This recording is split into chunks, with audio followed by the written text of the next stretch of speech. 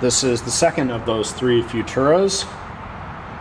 This one has still got Futura II 920 marked on it. The other one, the front had been cleaned clear off of it, but I'm guessing that the other one is also a Futura 920. Although I suppose I could check the serial number. Now I've taken the screw out of here, and there were 3 screws in the lid, and there's no... Let's see, I need to lift our knobs, and then with the knob off, there's a tab in here that allows the release collar to slip up and pop off.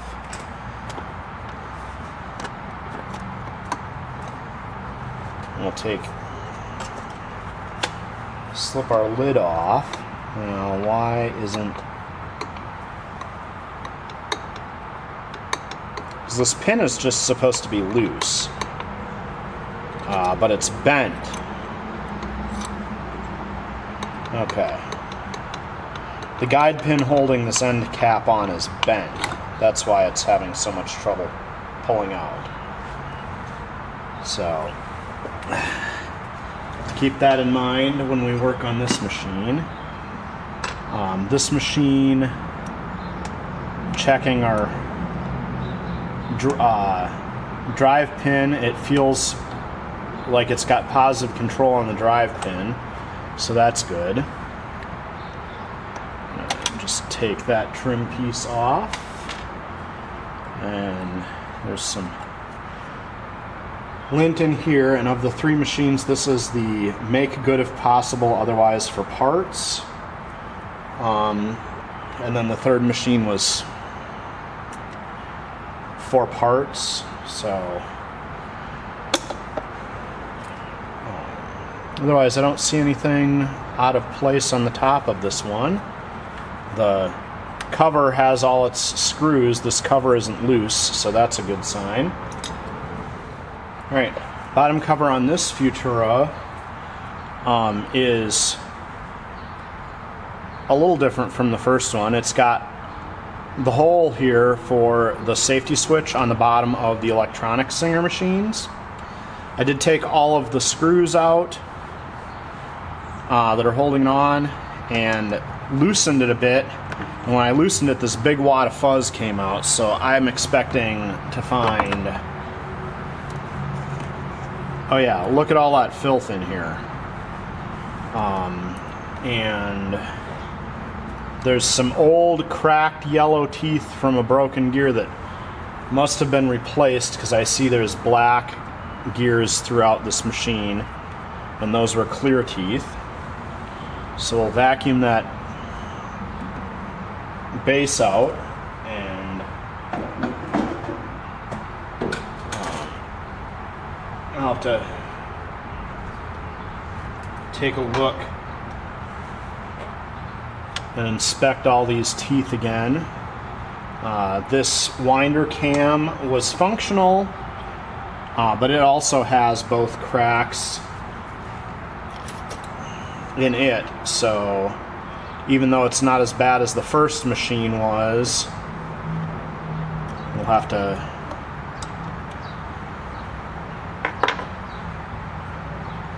this machine just has a little crack here and a little crack there. That first machine, the cracks on it were so big that this collar had slid. These are smaller, so I think with a little bit of cleaning and a bit of super glue, this winder cam might be salvageable and serve for quite a while yet.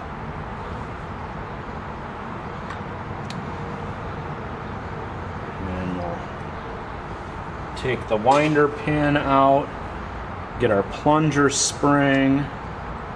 One of the nice things about getting all this out of the way is now it's easier to get around and get all this fuzz off of these gears, because of course the gears were greased, and when you pack all that fuzz down inside the machine, it collects on the grease and makes wads of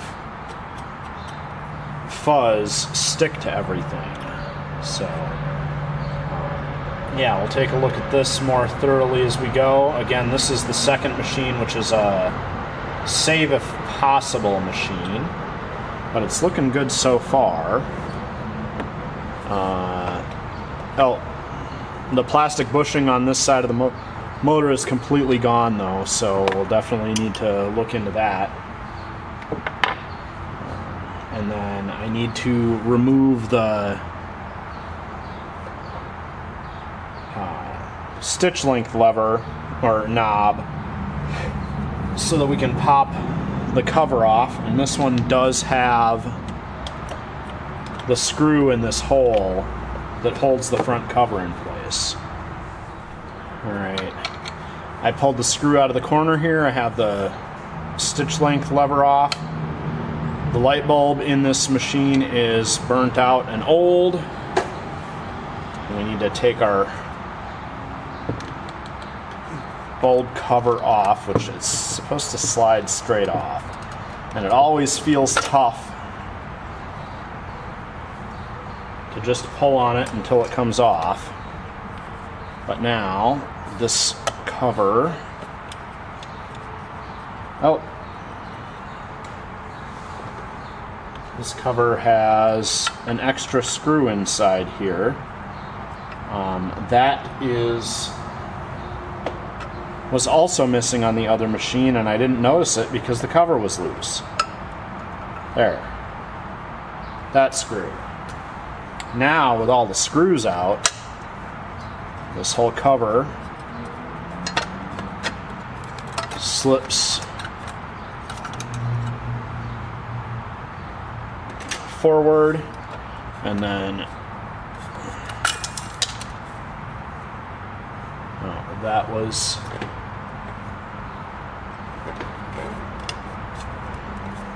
this piece is a completely unrelated piece to the cover. So let me finish popping the cover off of here and see if we can get...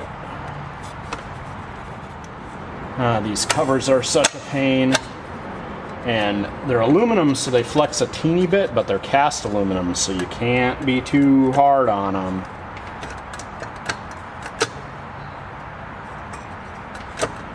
Alright, well, yeah. Alright. I'm going to keep working on that cover, and when I get it off, I'm back, got the cover off. And this plastic piece that fell out, that is actually snap it off of this screw here.